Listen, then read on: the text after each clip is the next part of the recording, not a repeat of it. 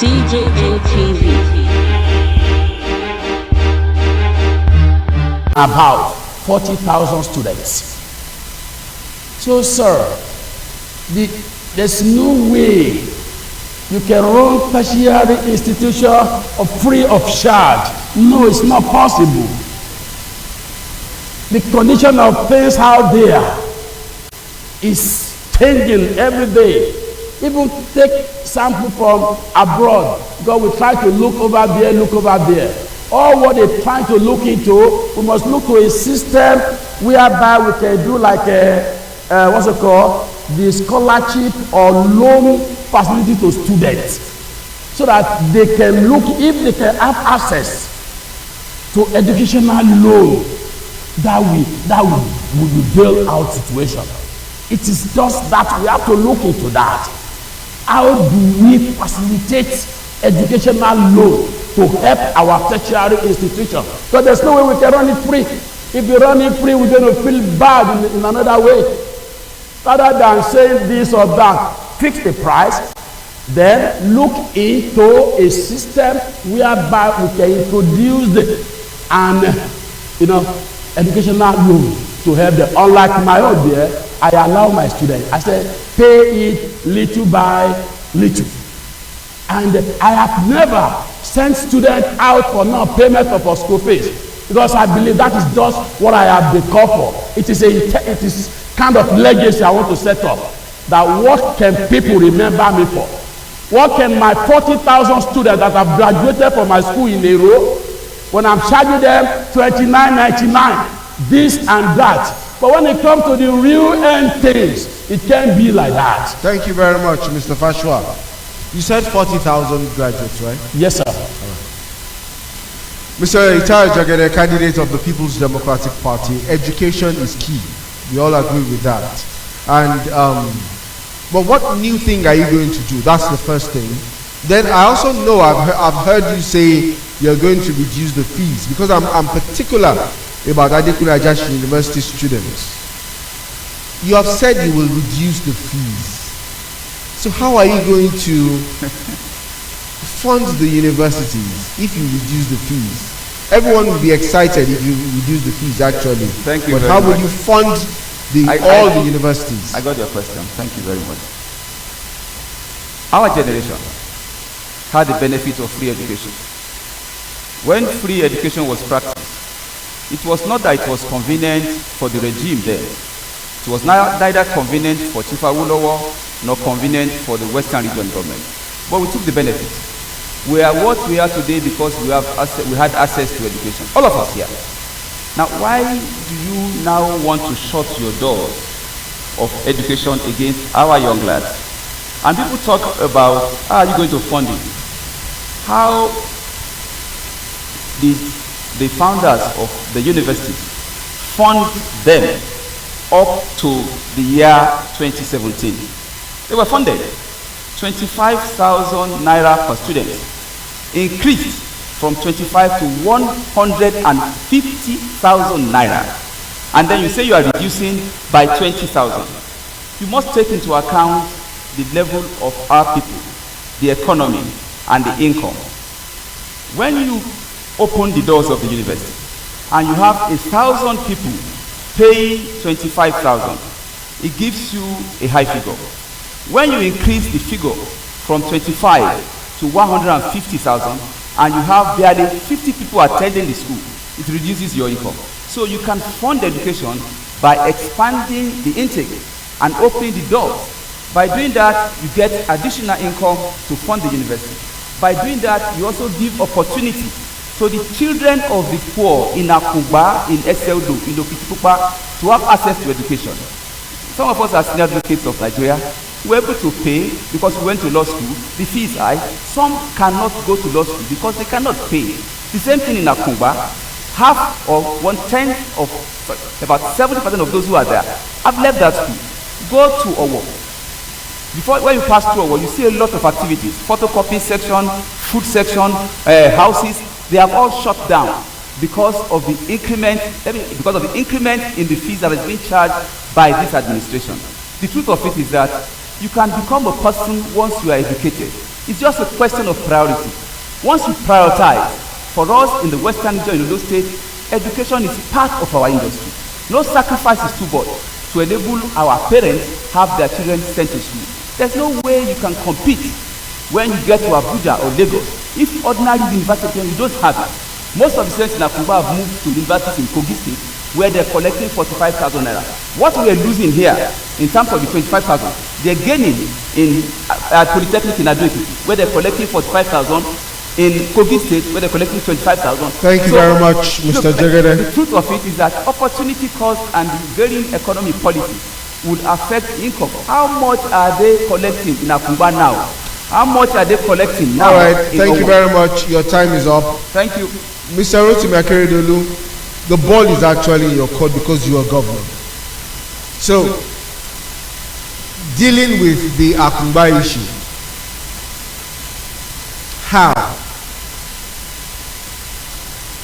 how else can you run around it? Well, Akumba issue is very clear to me. Figures that have been thrown out, totally, they are not correct. And if somebody says to you that you have 1,000 students, by the time you have 50 is less, the money, the cost of 50 students, is it the same thing? The reagent they will use, is it what 1,000 students will use? You cannot use money 50 people brought, you cannot even pay for their reagents. So there is something about tertiary institution that people don't want to understand. And it is easy for politics for us to say it, tout it, mouth it. I'm telling you, we are facing reality. The question I have put is this. I came in here, they were paying over 150 in Unimed. We are paying over 150 in Agagu, Agagu, University of Science and Technology. Why?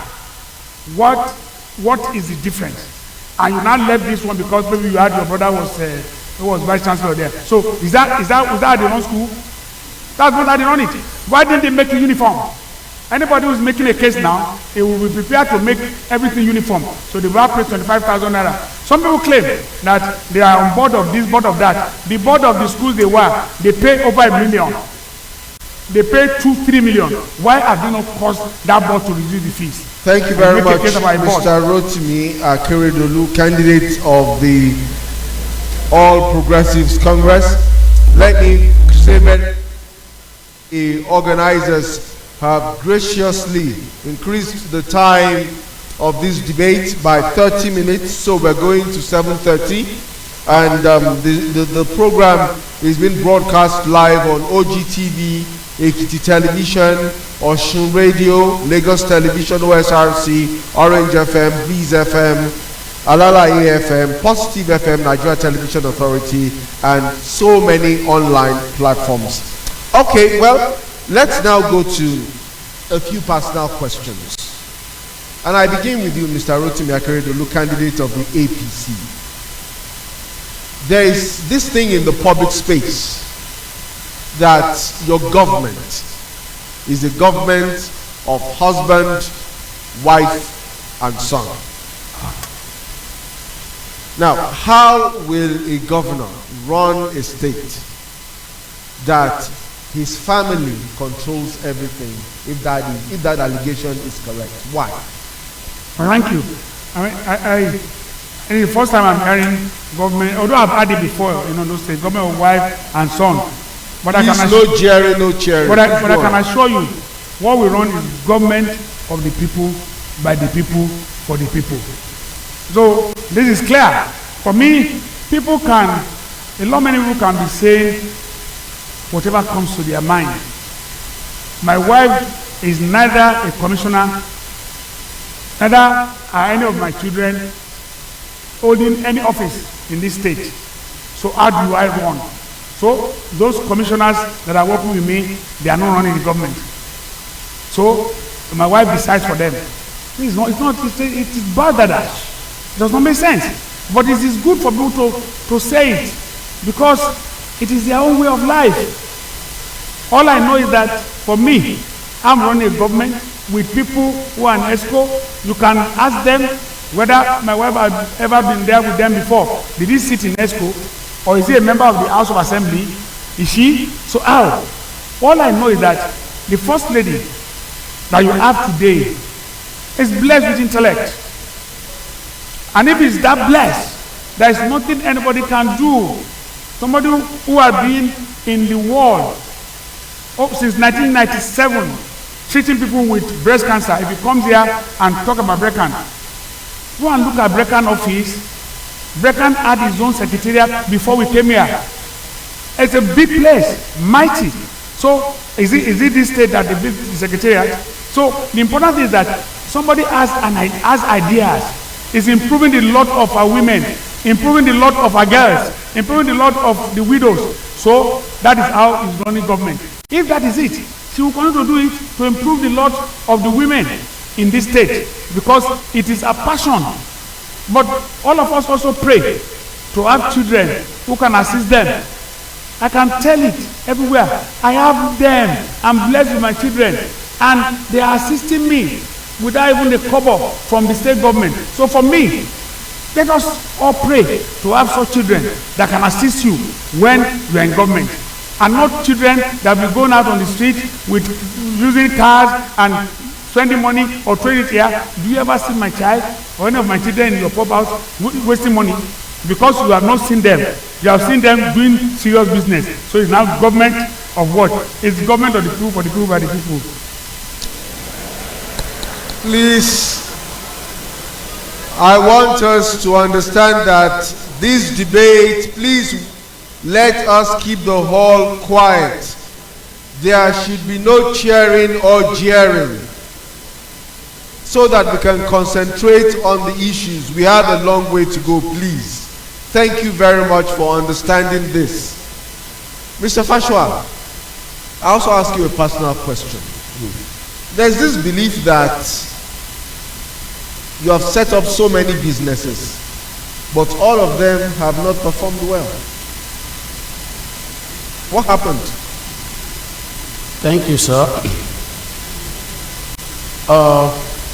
When I came down to the country first, in a way you want to go into business, you have plan A, you have plan B, you have plan C. Like when I first came in with a security outfit in Victoria Island, my brother, this country we have problem. I'm telling you the truth. I'm telling you the truth.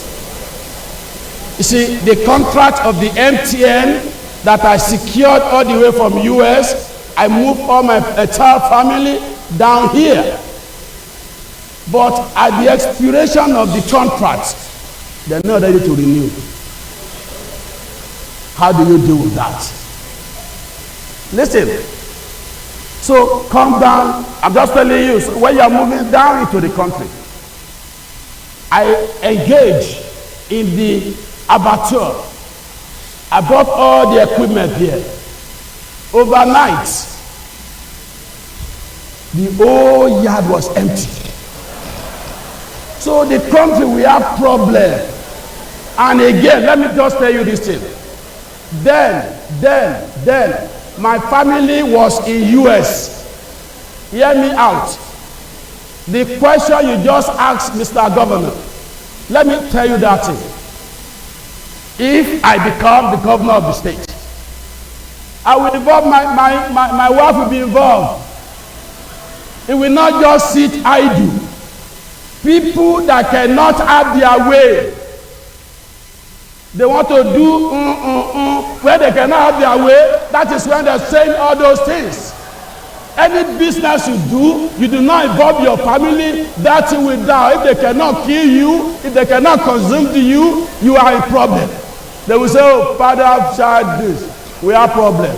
But with this school, my wife is the registrar of the school. She manages it properly. And today, the school is affiliated with Adekule Ajasa. We're moving on. We have over 1,000 students. My wife running, she finished from Ife. She ran it for me. So you must, anything Yoruba will say, orò tábà ti ṣe nílé tábà ti fi wọ́n mẹ́ni àparun.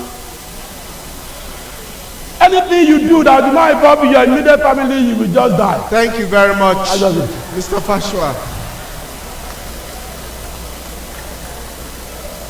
Mr. Jagede, please let's keep the hall quiet, please. Mr. Jagede, you also bear the same burden as Mr. Rotimi Akeredolu. It said that when you were in government, and this is personal, when you were in government, very many of your siblings were also in government influenced by you. One was in the broadcast industry as general manager. One was in the local government service commission and all of that.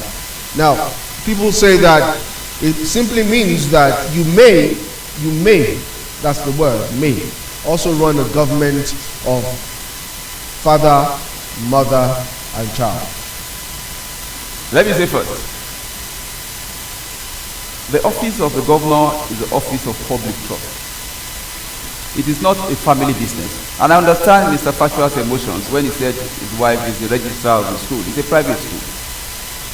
The truth of it is that once you are in government, you must allow due process, not only about official appointments, but also about contract and consultancy businesses.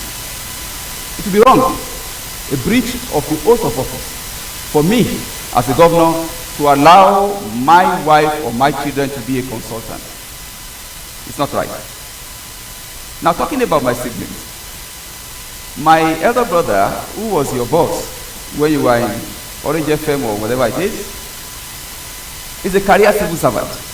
Rose through the ranks because he was able to go to school without my influence, even when I was not in government. And has been in government before I came in as Attorney General to serve. His elder brother, and credit to him that he served the state creditably in his office as a civil servant. And he grew from the lower ranks up to the position of the GM by way of promotion. He never became a permanent secretary. His elder brother also was a local government staff. Real Ondo state people who live here and worked here, who rose through the ranks and became at some point the chairman of the union, the labor union, and also the chairman of Nolge through elections, not through affinity. And when he was chairman of Nolge and president of the labor union, I was not in government and I was not here. So the truth of it is that we want to encourage merit. I prefer to look at my brothers rightfully ranked by dint of hard work, not because they are connected with me. And I raise my hand up to say that none of my children is looking for employment or looking for consultancy job that will enable them to feed through the taxpayers' money. And we say that all of us are all entitled to have our children, not because of the office I occupy, but because it is of merit. And that is why we said our children should be allowed to go to education. Thank you very much. So that they can also have the same educational quality that elite children also have. Thank you very much, Mr. Jagede, for your answer. Thank you. Of course, those are very personal questions, but I had to ask them because they are actually in public space, and for anyone who wants to be governor, your issues will be in the public space. Okay, so let's go to the issue that concerns, that is a source of worry to everyone in Ondo State. That's security as the elections approach. And I will begin with you, Mr. Fashua, the first black man to be licensed in Michigan and New York. What are you going to say to your supporters as regards violence as we go into the elections? And I want you to look them in the face, because you are on the biggest platform you can ever be for this election. Look them in the face and tell them what you think they should do as we go into the elections. Thank you, sir. The election is already in. And the issue of security is very important. The Yoruba will say, "Tẹni tó kú tiẹ̀ ló ṣègbé." If you die for anybody's sake, bye-bye for you.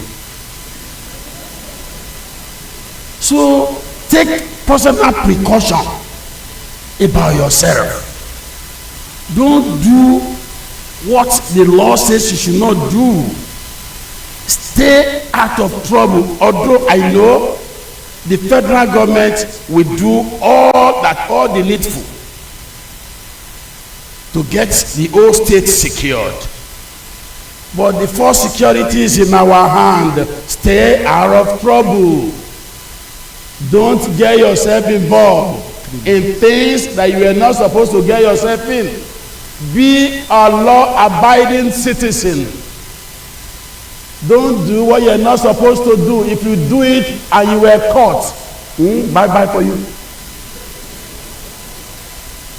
So, sir, I mean, that is just my own opinion. Stay out of trouble. Because all the candidates were here, well secure, well protected. If you die because of us, bye-bye for you.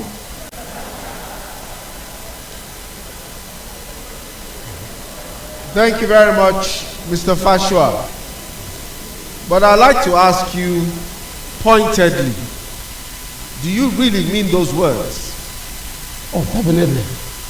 I mean, there's only one life to live. There's no second chance. Thank you very much. Thank you. Mr. Rotimi Akeredolu, candidate of the All Progressives Congress. What are you going to say to your supporters? There has been so much around violence in the last few weeks in the state, and all of them are linked to the coming elections. Even up till yesterday, I'm sure that as Chief Security Officer, you have information about what happened. Now, so what are you going to say to your supporters and the citizens of this state as we go into the elections? Thank you. And I also, because I always want to take this, it's my time, I'm using my own way. I want to say something here before I go into the issue of violence. I am here today and I boast of my own integrity, and I mean it. And I stand here to say to our people in Ondo State, please demand for evidence. When people just mouth and talk anyhow about issue of whether somebody has a consultancy or has this, let them come out and give evidence of it. And if they do, and if it's a lie, we will sue them to the grave. They will never get out, because I know it's all bloody lies. Who is consultant to what? Let anybody who has evidence that any member of my family has done consultancy in this state, let him come out. I want it. So, but going to the issue of violence, I can assure you, I'm a man of peace. I've always believed in it, and I live it. I've always said something that, look, you have supporters. Your duty is to rein them in, because there is no way behind you they can't go out. I was in a war till late yesterday, but then I came in, I had to go and sleep. This morning I was told something happened. How was I to know? But the point is that I know of contestants who move with these thugs. As they are moving, they are there, and these thugs are being protected by their own guard. They did that and destroyed so many places in Ikwele. For what purpose? They went into a war, got into, somebody was in a filling station buying fuel. You destroyed a vehicle. For what purpose? The vehicle was not even a political one. It was not branded. I want you to speak to your supporters. What I'm saying is that, look, these things must be condemned by all. If you are a candidate, you cannot condemn this, then there's no speech you are making to your supporter that means anything. For me, I don't believe it's right. I believe, and my supporters, I'm saying to them, and I know, I caution them every time. Violence is not the right thing. There are so many ways. Just as my brother Fashua said, if you die, it's easy for us to tell you, you will die for nothing. they will just carry your body to a police station that you have died wrongfully. If you die for nothing, you carry your body to police station, they will now inform them that this man died wrongfully, and they will record it. So for me, I don't believe in violence. I will never encourage it. But those who encourage it, I leave them to their consciences. And those who come up after perpetrating this violence and come and turn it around and be telling lies. You go on the national television, you have APC member that you have wounded, you said it belongs to your party. Thank you very much, Mr. Rotimi Akeredolu, candidate of the All Progressives Congress. Mr. Ichal Jagede.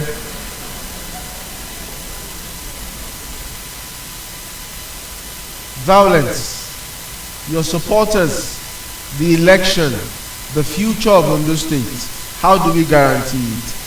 I'm a man of faith. I've demonstrated it. Some even said I'm too quiet for politics. It's not that. I'm just a decent civil person. 5 days ago, last week, we brought 14 of my campaign vehicles to meet with the Commissioner of Police, destroyed, shot at Oba Koko with the fuel tank shot. I reported. I was to go to Ipele. They barricaded the road. Ipele is my mother's hometown. Some people said I will not enter Ipele just to campaign. It took the security men to guide me out of that place. On my way, I came to Owo. Go and check. You will not see a single of my poster in Owo. They've been removed. I had a billboard at Ujo Junction. They tore it down. I picked my phone, I called the governor. I said, sir, they tore down my billboard. He said, where? I described the place to him. The Sunday I was passing the place, they have removed it completely. They have replaced it with APC billboard. Now let me finish now, please. Please, just be patient with me. 4 days ago, in Owo, a whole truck which I bought, or which somebody gave to us for campaign, was burnt down completely. A big truck with our emblem under the guise of politics. There is nothing to be gained from violence. And that is why every point in time I report to police when this happens. Again, we have addressed the press and told them. Now, let me say this clearly. Some of us do not have hard boys to rein in because we discourage them. And go and check the social media. Going spiral. You have gun-toting men with inscription of a particular political party, shooting everywhere. Go to Akure, for instance, it's my own place. Everybody campaigns there. Nobody has stopped anybody from campaigning. It took the soldier to guard me out of a war because of gun-toting men. This state must have respect for peace and order. I plead with our young men, they should not go near violence. I plead with our leaders, they should not pretend that they are against violence while some are encouraging violence. And I'm not talking about any person. I'm talking about all our leaders, including myself. Nobody has a right to put the life of another person online because you are seeking an office. I ran the election in 2016. I was told I lost. I'm okay with it because opportunity will also present itself. Part of the reasons I'm contesting this election is to set new standards for our people. There should be peace. If you want to rule over a state, you must have the people there before you can rule over them. All our young lads must abhor violence. All our leaders must discourage violence. Each and every one of us must allow a level playing ground. The same opportunity given to each political party in all local governments must be extended to other local governments. You cannot say because you are from a particular local government. Thank you very much. Unfortunately, your time is up. Thank you. That is what encourages violence. We must guide against it. Thank you very much, Mr. Must also do their job. Jagede. So also all the security operatives. Thank you very much. Very quickly, we will present certificates of participation to the three of you. Thank you very much. Unfortunately, Mr. Agbola Ajayi, the candidate of the ZLP, did not turn up. We expected him. He didn't say he wouldn't come, but it's fine. We'll present certificates to the participants. But while we're preparing to do that, Mr. Fashua, beyond politics, do you love Mr. Rotimi Akeredolu? Just one word. Beyond politics. Do you love Mr. Rotimi Akeredolu? Oh, sure, I love him. Do you love Mr. Ichao Jagede? Oh, definitely. Thank you very much. Mr. Rotimi Akeredolu, candidate of the APC. Do you, beyond politics, do you love Mr. Fashua? He's a good man. I love him. Do you love Mr. Itayo Jegede? He's my colleague. I like him. Finally, Mr. Itayo Jegede, beyond politics, do you love Mr. Fashua? I love him, I respect him. Do you love Mr. Rotimi Akeredolu? I love him, I respect him. Thank you very much. Dr. Gbenga Abimbola will now present the certificate. Thank you. Thank you. Our time is fast spent. On behalf of the Face the Voter initiative, I want to thank the candidates. Prince Fashua, thank you for coming. Mr. Oluwarotimi Akeredolu, Senior Advocate, thank you for coming. Mr. Itayo Jegede, Senior Advocate of Nigeria, thank you for coming. If you are not here, then there is no debate. We also thank the audience, we thank the moderator. On this note, I present the certificate to you. Prince Fashua Peter Oyeleye, candidate of the SDP.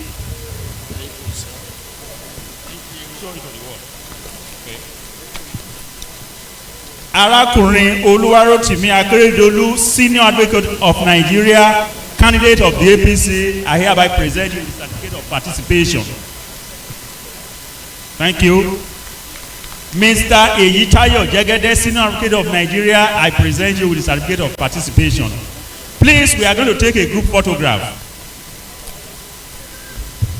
Let members of the board join us as we take a group photograph, please. Okay, let the three of them take first. Vice Chairman, please, let's excuse them.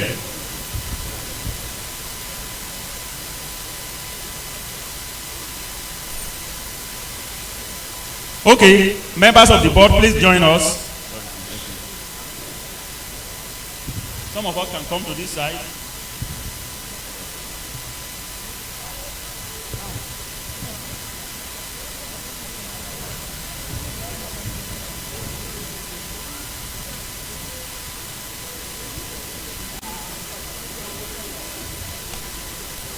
National anthem. After the group photograph, we shall take the national anthem immediately. Shall we rise for the national anthem as we declare the program?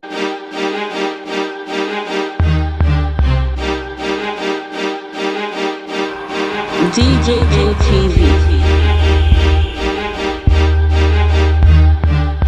My brother, my sister, if this one are the first time when you take a watch our ogbonge news like this, I beg, make you subscribe to our YouTube channel when be DJM TV. Make you click on the notification bell so that you go continue to receive all thought ogbonge news like this.